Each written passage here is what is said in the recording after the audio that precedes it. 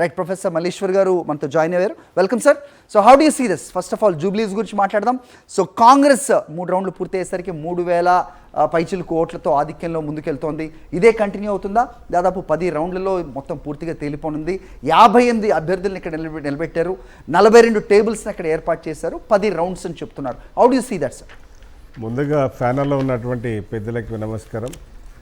ఇక్కడ జూబ్లీ హిల్స్ది మనకు కొంత మొదటి నుంచి కూడా ఆసక్తికరంగా ఉన్నది. ఎందుకంటే మారింది. ఒక 5-6 రోజుల క్రితం వరకు కూడా అందరూ బీఆర్ఎస్ అని, చివరిలో ఒక్కసారిగా కాంగ్రెస్ వైపే అందరూ మొగ్గు చూపారు. ఎగ్జిట్ పోల్స్ అయితే కొన్ని సర్వేలు మాత్రమే బీఆర్ఎస్కి ఇచ్చినాయి, కానీ మొదటి నుంచి కూడా కాంగ్రెస్కి ఎడిజి ఉంటుంది అనే దాని మీద కాంగ్రెస్ పార్టీ అభ్యర్థిని ప్రకటించిన డే 1 నుంచి కూడా డిసైడ్ అయినటువంటి పరిస్థితి. ఎందుకంటే ఇవాళ బీసీ నినాదము, బీసీ వాదము ఏదైతే ఉందో, మనకు 42% రిజర్వేషన్స్ అంశం ఏదైతే ఉందో కాంగ్రెస్ కొంత లీడ్ తీసుకొని ముందుకు తీసుకుపోతున్న క్రమంలో అది అయిందా కాలేదా అనేది పక్కకు పెడితే, కాంగ్రెస్ బీసీల పట్ల చిత్తశుద్ధితోటి ఉన్నదనే దాని మీద ఒక మెసేజ్ అయితే పబ్లిక్లో పోగలిగింది. ఆ క్రమంలోనే ఈ 3 పార్టీలు కూడా ఏంటంటే సరే మాగంటి సునీతకి ఇవ్వడం అనేది సరే వాళ్ళకు తప్పని పరిస్థితులు అయింది. కానీ బీజేపీ కూడా మొదటి నుంచి మండల కమిషన్ నుంచి ఈ రోజు వరకు కూడా బీసీలకు వ్యతిరేకంగా పనిచేస్తున్నటువంటి బీజేపీ ఇక్కడ క్యాండిడేట్ను కూడా మళ్ళా ఒక ఓసీ క్యాండిడేట్కి ఇవ్వడము, అలా నవీన్ యాదవ్ను కాంగ్రెస్ ఎన్నుకోవడం అనేది ఇలా రిజల్ట్స్ రావడానికి కాంగ్రెస్ వైపు మళ్ళడానికి ఒక అవకాశంగా నేను భావించాలి. ఎందుకంటే ఇవాళ సలసలం కాగుతున్నటువంటి కొలిమిలో, బీసీ కొలిమిలో ఈ ప్రయత్నము, ఈ సాహసం కాంగ్రెస్ చేసి ఒక మంచి పని చేసింది. లేకపోతే అదే నవీన్ యాదవ్ను కనుక పెట్టకుండా ఆ ప్రయత్నం కనుక చేస్తే మనకు ఇవాళ కాంగ్రెస్ కూడా చాలా కష్టాలు బీహార్ కష్టాలు ఎదుర్కొనేటువంటి పరిస్థితి ఉండేది. ఎందుకంటే క్యాండిడేట్ చాయిస్, క్యాండిడేట్ సెలెక్షన్ ఏదైతే ఉందో కాంగ్రెస్ చాలా మంచి వ్యూహాత్మకంగానే వ్యవహరించింది. మొదటి నుంచి కూడా మరి ఆ క్రమంలో కాకుండా బీఆర్ఎస్ కూడా ఒక అడుగు ముందుకేసి రౌడీ షీటర్కు టికెట్ ఇస్తారా అనే దాని మీద కూడా కొంత కామెంట్ చేయడం కూడా బీసీల ఎందుకంటే 50-60% ఉన్నటువంటి బీసీలందరూ కూడా మనసు నొచ్చుకొని ఈ కొంత బీసీ అంటే ఆ పార్టీ బీఆర్ఎస్ 100% ఇవాళ బీఆర్ఎస్ పార్టీలో ఉన్న వాళ్ళు కావచ్చు, బీజేపీలో ఉన్నవాటి. బీజేపీలో ఏంటంటే కమిటెడ్ సూసైడ్ కార్యకర్తలు ఉంటారు. అంటే బీసీలు అయినప్పటికీ కూడా బీజేపీ వాదాన్ని కనుక ఎత్తుకున్నట్టు వాళ్ళు షిఫ్ట్ కారు. కానీ ఇక్కడ బీఆర్ఎస్ల నుంచి మాత్రం షిఫ్ట్ అయినటువంటి పరిస్థితి అవపడతా ఉన్నది. ఇవాళ సరే మొదటి నుంచి కూడా సర్వేలు కాంగ్రెస్కి ఫేవర్గా, ఇప్పుడు కేకే సర్వే అయితే మొదటి నుంచి ఫస్ట్ ఆయన డమాల్ అనిపించిండు. ఏది బీఆర్ఎస్ గెలిచింది అంటే కేకేది ఎక్కడ పనిచేసింది అంటే ఒక ఆంధ్రప్రదేశ్లో తప్ప ఎక్కడ పనిచేసినటువంటి దాఖలాలు లేవు. ఇవాళ ఆ సర్వేలన్నీ కూడా చూస్తే ఇవాళ నవీన్ యాదవ్కు కాంగ్రెస్కి అనుకూలంగానే ఉన్నది. వాస్తవంగా ఈ ఎన్నిక అనేది కొంతమంది నాయకులకు భవిష్యత్తును నిర్ధారించే ఎన్నిక, కొంతమంది నాయకులకు అంధకారంలోకి నెట్టే ఎన్నిక. ఎట్లా అంటే ఇప్పుడు ఇవాళ కాంగ్రెస్ కనుక ఓడిపోతే డే 1 నుంచి రేవంత్ రెడ్డి మీద వెలుసుకపడే పరిస్థితి. ఒక రాజగోపాల్ రెడ్డి మావాడు గెలవడని చెప్పి అంటే నీ అనేది కాంగ్రెస్లో ఒక మల్లికార్జున ఖర్గే అన్నట్టు కూడా వార్తలు వచ్చాయి. ఇప్పుడు మల్లికార్జున ఖర్గే కూడా ఇక్కడ అసంతృప్తితో ఉన్నాడు అనే దాని మీద కొంత అంటే వాస్తవంగా ఆడ ఏం జరుగుతుందో అనేది ఎవరికి తెలియదు. కానీ ఈ లీకులతోటి ఆ బహునాయకత్వంతో ఒక బైపోల్ ఫలితం మీరు చెప్పినట్టుగా ఇంత ట్రెండ్ మార్చేస్తుంది, ఒక ఉదాహరణ లేకపోతే ఒక బెంచ్ మార్క్గా నిలుస్తుంది అనుకోవచ్చు. 100%. ఎందుకంటే గతంలో బీఆర్ఎస్ పరిస్థితి చూసాం. దుబ్బాక ఎన్నికలో రఘునందన్ రావు ఆడ బీజేపీ స్టాండ్ తోటి బీజేపీ బలంగా ఉండి గెలవలేదు. బీఆర్ఎస్ మీద ఉన్నటువంటి వ్యతిరేకత రఘునందన్ రావు గెలిచిండు. ఈటల రాజేందర్ విషయంలో కూడా అదే పద్ధతిలో బీజేపీ ఇప్పుడు కూడా ఆ పరిస్థితి అంటే బీఆర్ఎస్కు వ్యతిరేకత అంటే ఇవన్నీ గెలిపించే లాభం గెలిస్తే మాత్రం మళ్ళీ బీఆర్ఎస్ కాంగ్రెస్లకే పోతారు కదా అనే ఒక నమ్మకం అందరికీ కుదిరింది. అంటే ఆ పరిస్థితి ఆ ఫిరాయింపులది కొంత వీళ్ళు కాపాడుకోలేకపోవడం, అటువంటి నియమ నిబంధనలు లేకపోవడం కూడా బీఆర్ఎస్కు ఇక్కడ మైనస్గానే భావించారు. రైట్, అమర్ గారు, యూ హ్యావ్ ఎ పాయింట్. ఇప్పుడు ఎట్లా ఉంటుందంటే ఉప ఎన్నిక ఒక రాష్ట్ర ప్రభుత్వ భవిష్యత్తును నిర్ణయిస్తుంది అనేది అన్ని సందర్భాల్లో జరగదు. అప్పుడున్న పరిస్థితులను బట్టి ఉంటుంది. వాళ్ళు ఉన్న పరిస్థితులు ఏంటంటే వారు చెప్పినట్టుగా జూబ్లీహిల్స్లో కాంగ్రెస్ ఓడిపోవాలని కొందరు కాంగ్రెస్ నాయకులు మనసులో కోరుకుంటారు. ఎందుకంటే కాంగ్రెస్ బహునాయకత్వం ఇంతకుముందు మాట్లాడుకున్నాం. కాంగ్రెస్లో ప్రజాస్వామ్యం ఎక్కువ, బహునాయకత్వం. ఓపెన్గానే మాట్లాడుతూ ఉంటారు. మీది నుంచి కిందాక, జాతీయ స్థాయి నుంచి కిందాక కూడా democracy overflows in Congress. So అందులో కొంతమందికి జూబ్లీహిల్స్ ఎన్నిక ఓడిపోతే బాగుండు, రేవంత్ రెడ్డి మీదుగా రాళ్ళు కొట్టడం మొదలు పెట్టవచ్చు అనే ఆలోచనతో ఉంటారు. కాబట్టి జూబ్లీహిల్స్ ఎన్నిక కాంగ్రెస్ కూడా ప్రతిష్టాత్మకం అయి ఉండొచ్చు. కానీ మనం మొదటి నుంచి చూస్తున్నట్టయితే కాంగ్రెస్ గెలుస్తుంది అనడానికి చాలా కారణాలు కనిపిస్తాయి మనకి ఇక్కడ. వారు చెప్పినట్టుగా ఒకటి అభ్యర్థిని బీసీ అభ్యర్థిని పెట్టడం, స్థానికుడిని పెట్టడం. అట్లా ఆ మాట మాట్లాడితే ఇప్పుడు మరి సునీత గారు స్థానికురాలు కాదా బీఆర్ఎస్ అని అంటే, ఆమె స్థానికత్వం గురించి మాట్లాడుకోవాలంటే మనం చాలా వెనక్కి పోవాల్సి వస్తుంది. ఆమె దివంగత గోపీనాథ్ గారు, ఆయన మొదట ఏ పార్టీ నుంచి వచ్చినారు, ఆయన మూలాలు ఏమిటి, ఆ తర్వాత ఏ పార్టీలోకి మారినారు, ఇవన్నీ కూడా వస్తాయి. కాబట్టి దానిలోకి పోకుండా కాంగ్రెస్ అభ్యర్థి స్థానికుడు, అక్కడ స్థానికంగా ఆయన కానీ ఆయన తండ్రి కానీ స్థానికంగా చాలామందితో ఉన్న సంబంధాలు ఇవి ఉన్నాయి. రెండవది 2 సంవత్సరాలు పూర్తి కాలేదు కాంగ్రెస్ ప్రభుత్వం ఏర్పడి. కాంగ్రెస్ను వెంటనే ఓడించాలి అన్నంత కసి జనంలో ఎందుకున్నది, ఎక్కడున్నది?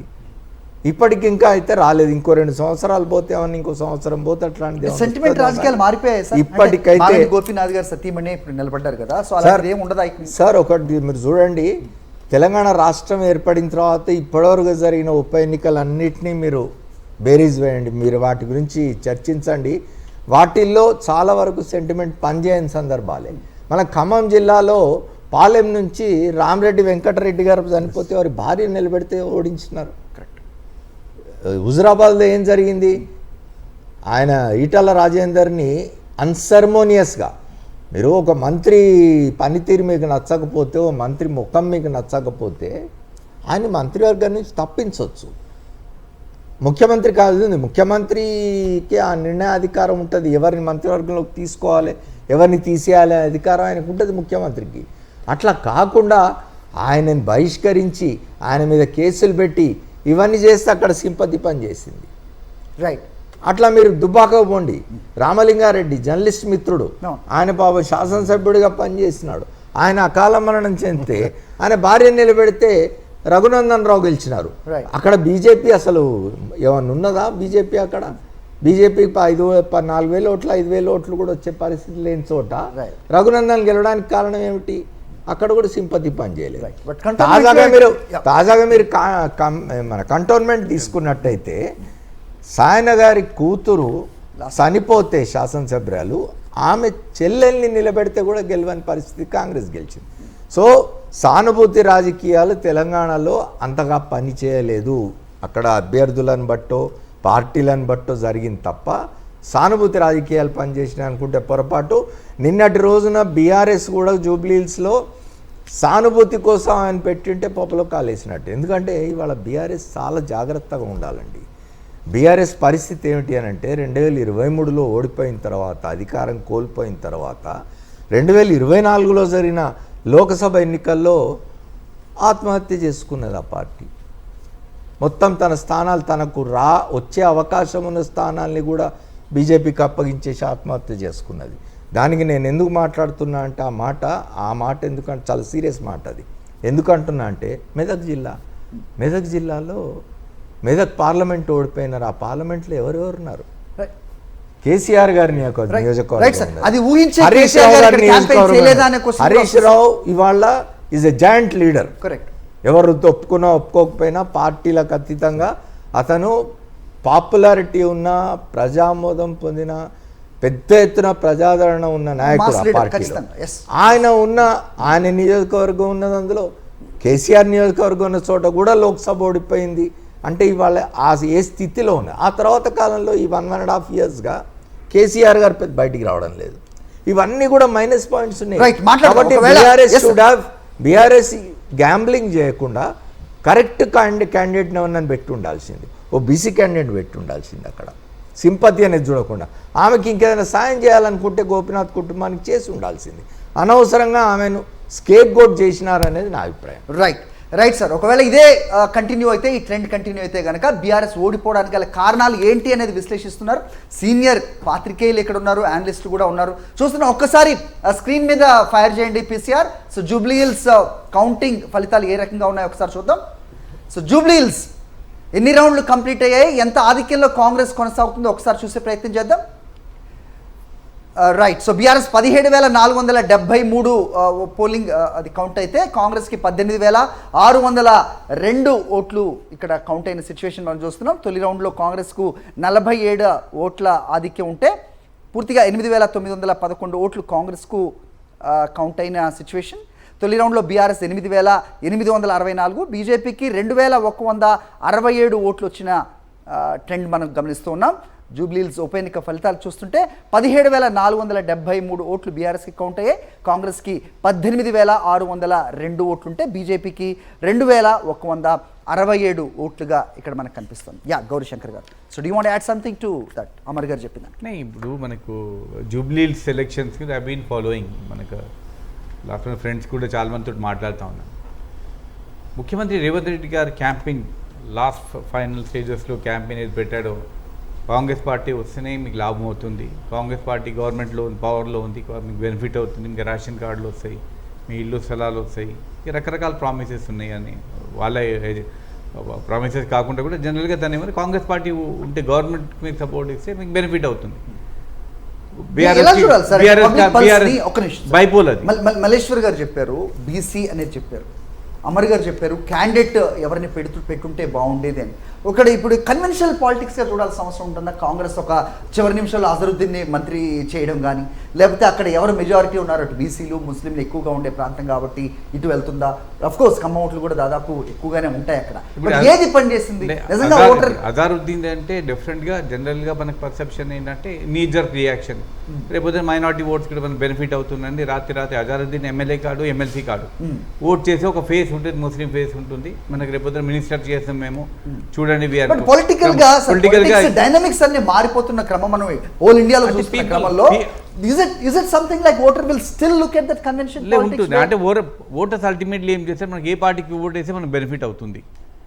అండ్ ముఖ్యమంత్రి గారు ఖచ్చితంగా చాలా చోట్ల వాచ్ ఆయన స్పీచెస్ విన్నాను నేను. మీరు రూలింగ్ కాంగ్రెస్ పార్టీ గవర్నమెంట్కి ఓట్ చేస్తే మీకు బెనిఫిట్ అవుతుంది, మీకు రేషన్ కార్డు కావాలన్నా ఇండ్ల స్థలాలు కావాలన్నా మాతో అవుతుంది.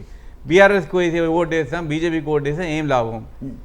This is the bypoll, it's overall ఇది కాదు బైపోల్. కాబట్టి జనాలు కూడా I think last moment Amar garu చెప్పినట్టుగా బీసీ క్యాండిడేట్ ని బీఆర్ఎస్ ఒకవేళ పెట్టుంటే బెనిఫిట్, ఈ ఫలితం వేరేది. Number one sir, Harish Rao గారి తండ్రి చనిపోవడం, ఆయన అంత యాక్టివ్ గా లేకపోవడం ఫీల్డ్ లో. సెకండ్ థింగ్, కేసీఆర్ గారు అసలు క్యాంపెయినింగ్ కే రాకపోవడం, ఇవన్నీ కూడా దాని ఫలితమే ఇది అనొచ్చా? కేసీఆర్ గారు మన ముందే I think he might have already got the reports 100%. వాళ్ళు they have very good network, they have good lot of pollsters ఉన్నారు, వాళ్ళకు చేసే మూడ్ తెలిసిపోవచ్చు వాళ్ళకు. మనం గెలవం చేయమేందుకు అనవసరంగా. ఇప్పుడు ఇంతకుముందు ఐ స్టిల్ రిమెంబర్ ఒక కేసు ఓల్డ్ సిటీలో ఎలక్షన్స్ అప్పుడు 2014 కేసీఆర్ గారే ఉన్నప్పుడు ఆడ బీఆర్ఎస్ క్యాండిడేట్ పెట్టాలని ఎవరో సజెషన్ చేశారు, మన టీఆర్ఎస్ క్యాండిడేట్స్ పెట్టాలంటే తను ఓపెన్గా చెప్పాడు, ఎట్లయినా ఆ 8 సీట్లకు గెలవం, ముట్టి క్యాండిడేట్ పెట్టి ఎందుకు కుట్టి ఏదో పెడదాం, ముట్టి క్యాండిడేట్ ఏమైనా గెలవం మనకి వదిలేద్దాం, వాళ్ళకు 7 సీట్లు వాళ్ళు పోతే మనకెందుకు, వాళ్ళు సపోర్ట్ ఇస్తా అంటున్నారు కదా అన్నదా.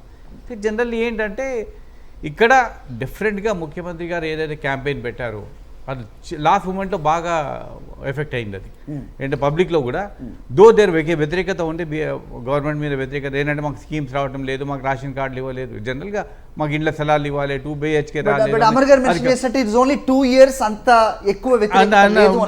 కానీ వీళ్ళు ఏంటంటే ఫైనల్లీ అల్టిమేట్లీ బాక్ డౌన్ ఇవన్నీ స్పీచ్లు అంతా విన్నాక ఇంటికి వచ్చి ఆలోచన చేసేది ఏముంటుంది. నిజంగా ఇప్పుడు మన బీఆర్ఎస్కి బీజేపీకి ఓటేస్తే మనకి ఏం లాభము, ఏమైనా వస్తుందా? క్యాండిడేట్ అంత నేను చేయలేడు, రూలింగ్ పార్టీ ఎవరైనా కానీ మనకి ఇచ్చేసి ఓటేసి మనం బెనిఫిట్ అవుతుండొచ్చు అనే ఒక ఆశతో ఉండొచ్చు. కాబట్టి ఐ థింక్ పార్టీల వ్యవహార శైలి కూడా చూడంటారు ఓటర్లు. అంటే ఫర్ ఎగ్జాంపుల్ ఎంఐఎం ఇక్కడ కాంగ్రెస్ కి మద్దతుగా ఉంది, అక్కడ బీహార్ లోనేమో వ్యతిరేకంగా. లాస్ట్ టైం ఎంఐఎం కంటెస్ట్ చేసి ఎన్ని ఓట్లు వచ్చే వాళ్ళకు హార్డ్లీ 11,000 ఓట్స్ వచ్చే వాళ్ళకి ఇక్కడ జూబ్లీ హిల్స్ లో. కాబట్టి వాళ్ళు తప్పుకున్నారు, దే సపోర్టెడ్ కాంగ్రెస్ పార్టీ. అంటే జనరల్లీ వాళ్ళు రూలింగ్ పార్టీ పవర్ లో ఉంటారు, వాళ్ళకి సపోర్ట్ చేశారు. కాబట్టి పబ్లిక్లో కూడా ఒకటి ఆలోచన ఉంటుంది, వీ కెనాట్ సో ఎడ్యుకేటెడ్ కానీ అన్ఎడ్యుకేటెడ్ కానీ ఒకటి ఆలోచన చేస్తే మనకి ఎవరితో లాభము. ఇంకోటి ఇప్పుడు వస్తుంటే నేను మన ఫ్రెండ్స్ కొంతమంది మాట్లాడుతున్నారు, అసలు డబ్బులు పంచారా అన్నారు. పంచారా అన్న, ఎంత అయింది అని అంటే 2,000 రూపాయలు ఓటర్కి 2,000 దాకా ఇచ్చారు, కొంతమంది 1,500 ఇచ్చారు. అంటే మొత్తం అమౌంట్ చేరలేదు, కొన్ని పార్టీలో చేరలేదు. ఒక పార్టీ 500 500 ఇచ్చిండు, చేరలేదు అమౌంట్. విచిత్రం ఏంటంటే కానీ ఒక్కటి- పోలింగ్ తర్వాత కానీ ఒక్కటి- ఎవరు కానీ ఓటు ఒక్కటి- వేయలేదు, వాళ్ళు డబ్బులు ఇవ్వాలని కానీ ఒక్కటి ఆలోచన చేయాలి. ఒక ఓటర్ ముగ్గురు దగ్గర తీసుకుంటాడు, ఒకరు 1,500 తీసుకుంటాడు, 2,000 తీసుకుంటాడు, ఒక 500 తీసుకుంటాడు. మన ఓటు వేసేది ఒక్కరికే కదా. బట్ ఏంటంటే పొలిటికల్ పార్టీస్ కూడా నేను ఇవ్వకపోతే వాడు వేయడేమో, ఓటర్ వేయడేమో, Right. కాబట్టి ఆ ఆశతో ఉంటుంది. Right sir.